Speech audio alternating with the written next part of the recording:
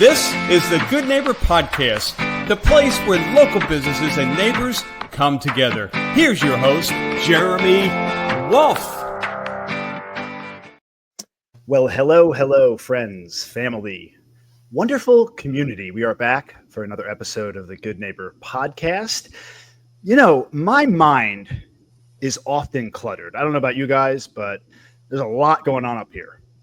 Our guest today, Anna Lopez-Madrano, joins us from the Peaceful Mind Factory. So hopefully she could calm down all this noise that's bouncing around in my head.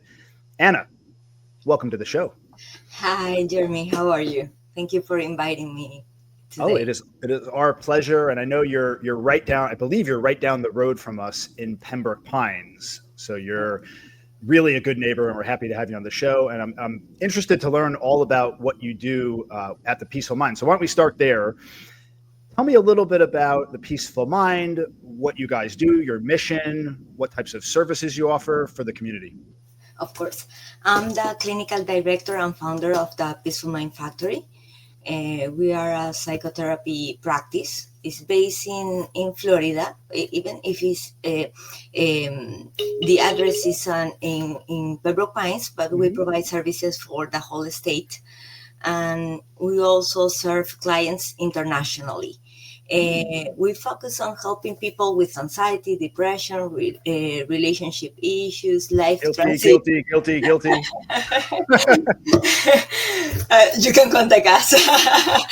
And we do this in both languages, English and Spanish. And our goal is to make mental health accessible and really personal, so people feel understood and supported.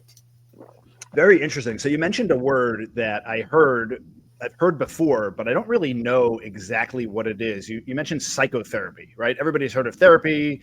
Many people have heard of psychotherapy. There's all these different types of modalities within therapy out there. What specifically is psychotherapy? Yeah, therapy is a different.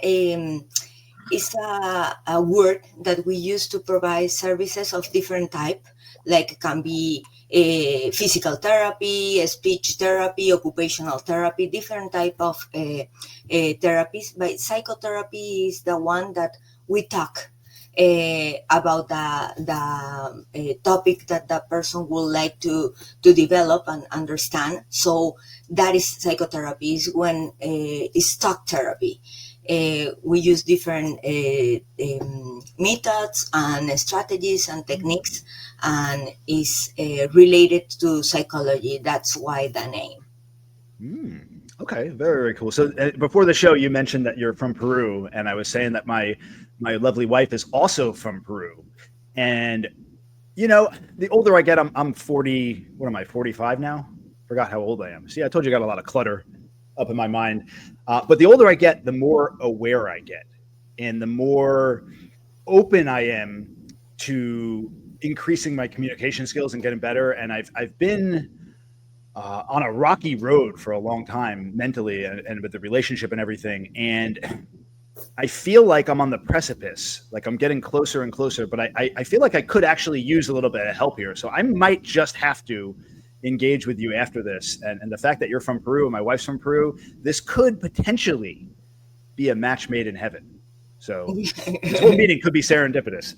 I'm interested to learn a little bit more about your professional journey that led you into this field. I know for some, they find their way later in life. Others, they pursue their passion early on from when they're a child.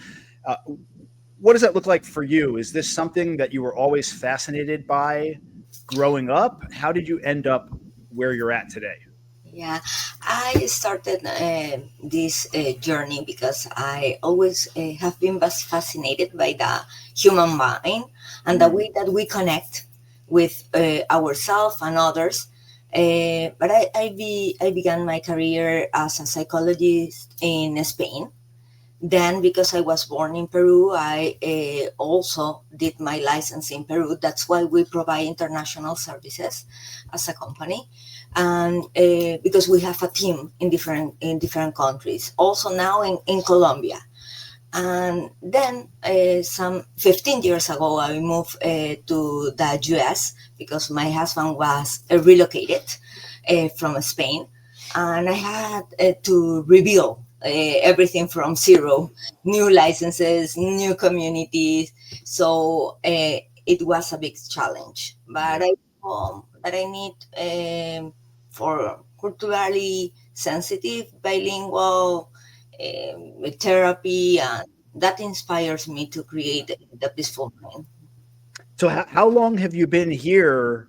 So you mentioned born in Peru to Spain. How long have you been here in the U.S., but more specifically in locally here in the community in Pembroke Pines? In the US, 15 years. I arrived to Doral. I was living in Doral for during the first 5 years. I was working there and with different companies also. So to learn how these type of services were provided in this country. So I lived the first 5 years in Doral, and then the following 10 years in Pembroke Pines. So I'm 15 years here in the US in Florida. Love it, love it. So many people out there, I think, have a resistance to the idea of getting help, especially through therapy, right? People, our egos often blind us, and we, especially for something that deals with being vulnerable, right, and emotional, and even more so for men. I know this is something like going back for me. I was never open to any of this, and the older I get, the more open I am to this. What would we?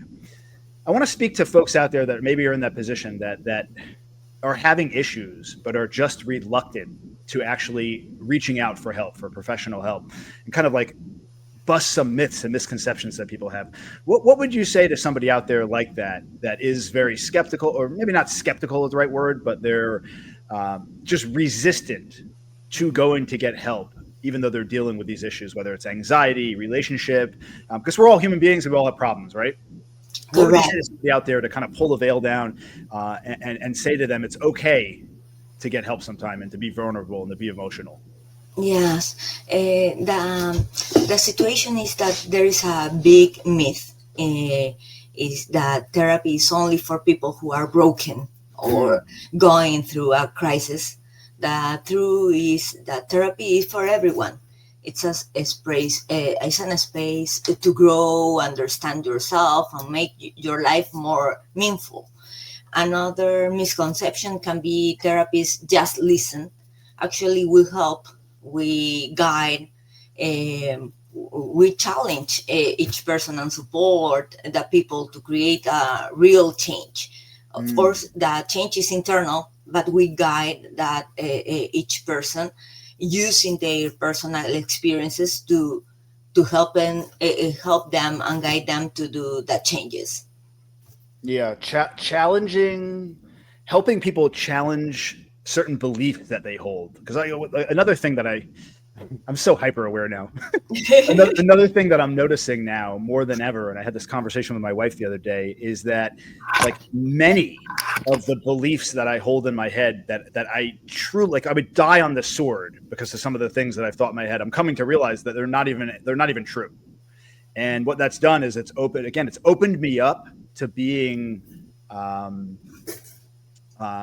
guess, I don't know what the word I'm looking for, but it's opened me to be more, to receive more and to be more empathetic and just understand other people's perspectives.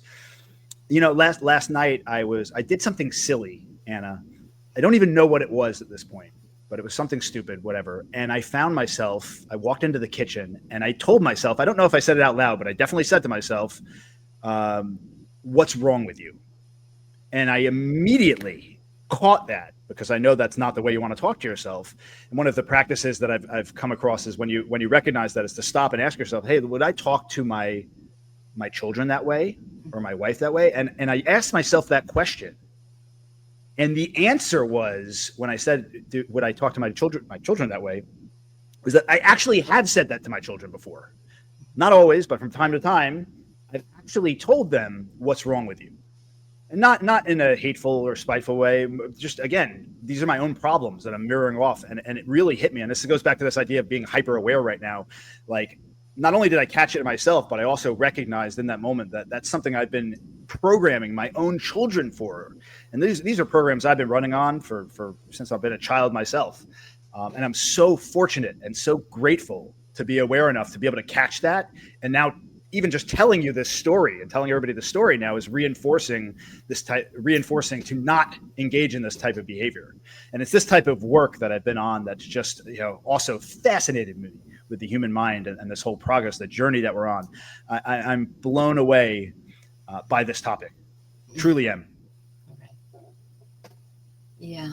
We usually have some unhelpful or unhealthy thoughts. We call them in psychology cognitive distortions. We usually Cognitive distortions? Cognitive distortions are that type of unhelpful thoughts that lead. You said that you need to cut that, right? Because because of your experience in life, that can be a trigger of other group of negative thoughts and then behaviors, right? Mm-hmm. Like to say something to others or project that, or even treat yourself with more self-criticism. And that is not a good way to lead like your daily journey. So we teach everybody about the cognitive distortions, identify some reactions, the emotional reactions, physical reactions, the thoughts, the behaviors. It is that the way that we connect with others, things that we say or avoid saying, things that we do or avoid doing. But in therapy, you learn that type of cognitive distortions, like more professionally called, or that type of unhealthy thoughts that will be triggers of all those group of reactions that will never finish in a good way. So we teach everybody to identify them and how to change that, because they are constantly with us, and we can identify them in ourselves and in others. So to know how to deal with them and cut them, so avoid any negative reaction. So on that topic, what are some useful tricks or tips that you can give to our listeners that, again, maybe they're not ready to get therapy, maybe they're hearing this, they're having problems. What are some tools or tricks that you can use at home, in the moment, in your daily life? Like, I know for me, some of the things that I do, breath work is huge, like breathing, even just short. Like if I'm stressed out and I'm behind the desk, I'm having a moment, like if I just get up and take a minute and just do some breathing or even some exercise, things like that. What are some things that you found are very useful for your patients and then just the general public out there to help them kind of de-escalate when they get into a stressful situation? Correct. We usually are not in a stressful situations really at the present moment. They are things that we trigger, usually recalling from the past or making assumptions that something that will be happening in the future. But in the present moment, we are constantly in those times, and we trick our brain, or our brain trick us, because we react like that those things are happening in that moment. So something that I recommend is to use mindfulness, is to be present in the moment and using the senses.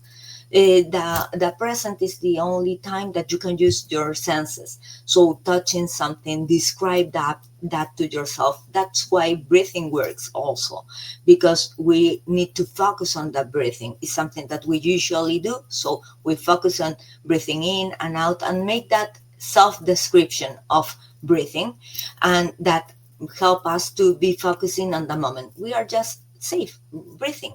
So touching is something that helps. Describe that, something that we can see with our sight, or listening, right? To look and be more open to describe the sounds that we have in our surrounding, like for example the AC. But doing those descriptions, we disconnect from that, the projection of the events that from the past and the future that we are having in that moment. So we avoid many triggers. Yeah. Yeah, we're like when we get hijacked by negative thoughts, we're like a dog chasing our tail.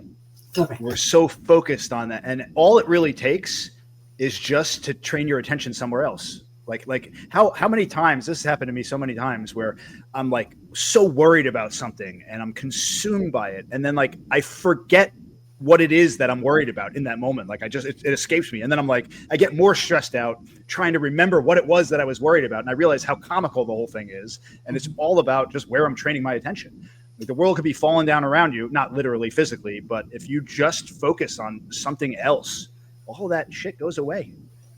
Exactly. Yeah. Correct. It's one trigger, and we start with one unhealthy perspective, and then we have many reactions, and we start having like a tunnel vision about that.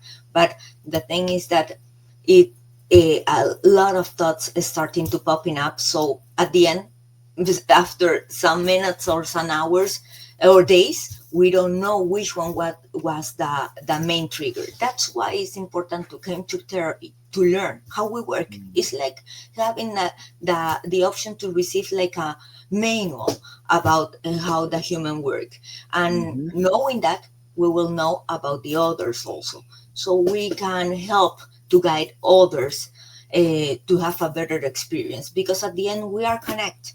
We need to connect with others and have communication, so in any type.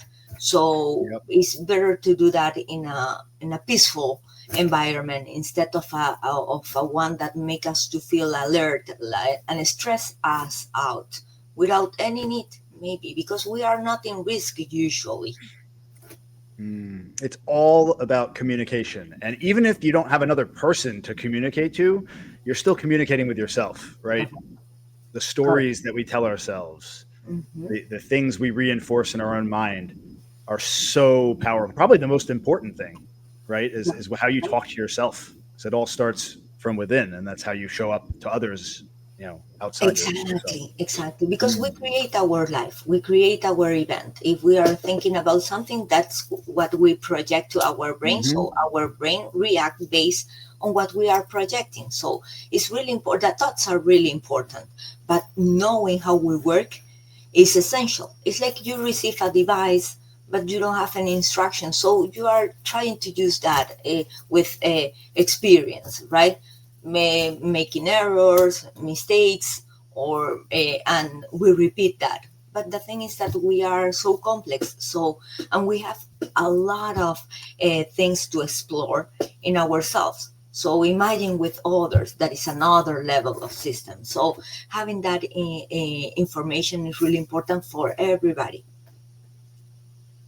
100%. So Anna, it is Friday, getting ready for the weekend. Tell me, what do you got planned for the weekend? What do you like to do for fun when you're not working? I usually would like to spend time with my daughters. And how many daughters you got? I have two daughters. How old? 23, and she's also a biologist, and she's studying to be a doctor, a medical doctor, an MD. And the youngest one is 12 years old, and she's starting 7th grade. So they usually would like to spend time together. And when they are not having any activity together, so my husband and I would like to join them. So I usually spend that time with my family, or reading, learning new things. I love to learn. So you and me both. Let me just tell you, I was at NSU yesterday for a Chamber of Commerce luncheon event that they had there, and I was walking around. I was talking to a colleague, and I said, I wish I could go back to college, because when I went to school when I was younger, I didn't study. I didn't really study or learn anything. All I did was I had a social life and I partied and I had a great time, mind you. But now that I'm 45, like if I went back to college, all I would do would be, I'd be like the most model student ever. I'd be the one sitting in the front of the class, engaging with the professor, going home studying. The older I get, the more I love learning. It's just part of the journey. Exactly, correct. Yeah, I first, when I finished school, I started right away after 2 weeks.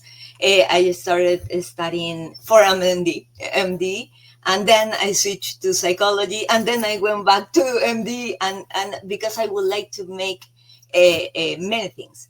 But then at the end, I finished doing studying psychology, and then psychotherapy. I'm a neuroscientist also. Then in pandemic, someone contact me, a university contact me to refresh and do the recertification for the postbac for the basic sciences for us to continue studying for as a medical doctor. So I did that, but then I returned to psychology. So no, I said no. Let me focus on on one career, and then just because I really like to know and continue receiving education constantly, having different certification and study by myself, right? Self-study. But yes, I'm always open to learn, not just about neuroscience or psychology, but I want to know, and I really enjoy to learn about other communities and different traditions, so to know about the human being, and that's something that opened me a lot of curiosity because I really like to know. I'm doing a PhD. I'm finishing my thesis. Good for you. Yeah, but I'm constantly doing something. So yeah, but I can tell, Anna. now I'm think that is the time to share the knowledge. That's the transition that I'm in during this. I'm 43. So I'm in this change now, that to try to educate others. I'm also a professor in a university. So it's something that I really like. So 23-year-old daughter and 12-year-old daughter. I have a 13-year-old daughter that is going into her final year of middle school. Mhm. Being that you've already been through this movie before, you have an older daughter, any words of wisdom, any advice you can give me as my daughter really enters into those formidable teen years? Yes. So my oldest daughter was so easy to manage, so that's a point for I'm me. jealous. Yeah, exactly. Mine's a handful. No terrible teen years. So, Oh, boy. but something that I always keep in mind, and especially now that I have the option to guide my youngest one that is 12 years old. So something that I think that I can get from that knowledge that I receive from the oldest one is like, we need to respect that they are another person. They must have experiences, good and bad, because that's life. We learn from the idea is to learn from the bad and repeat the good. So I'm trying to be a support, right, and be open to listen and no judge. Just give my recommendation, give my advice. If that person is open to receive it and to apply it, she will do it. I just offer my advice, but no saying that is the absolute response or truth for everything, because I'm here also learning. I'm living. This is my only life. So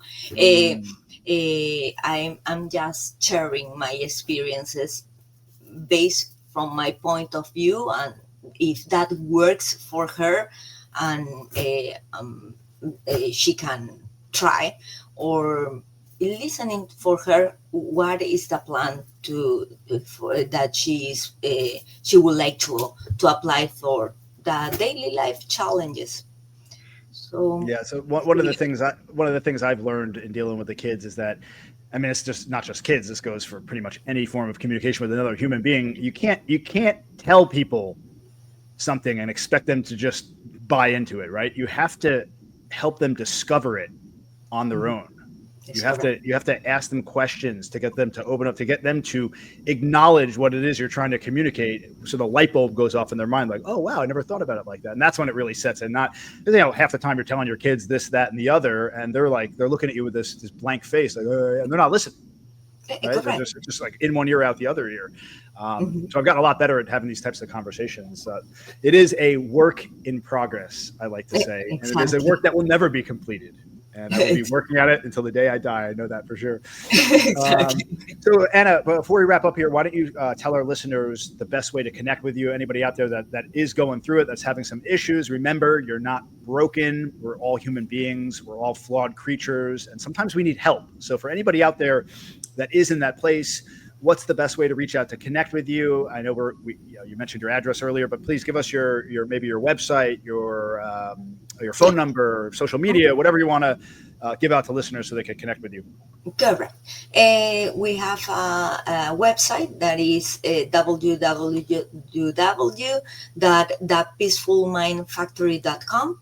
Simple. Or they can email us also at thepeacefulmindfactory@gmail.com, or call us, send a text message to 786-663-3983. And we are also on Instagram and Facebook at The Peaceful Mind Factory. Wonderful. We will, of course, drop a link in the description below to all of your contact information so folks can get more information and learn more and reach out for help whenever it is needed. Anna, thank you so much for joining us. It was a pleasure getting the opportunity to meet you. Always fascinated to learn about what folks are doing in the community, and I really do appreciate the work that you are doing. So thanks for being on the show. Thank you, Jeremy, for having me with you today. And you make me feel good to share the information about the Peaceful Mind Factory. Thanks. Glad to hear it. All right, everyone. Thank you so much for tuning in, and we will catch you all next time on the next episode of the Good Neighbor Podcast. Everyone take care. Have a wonderful day. Stay blessed. Thanks for listening to the Good Neighbor Podcast, Cooper City. To nominate your favorite local business to be featured on the show, go to gnpcoopercity.com. That's gnpcoopercity.com, or call 954-231-3170.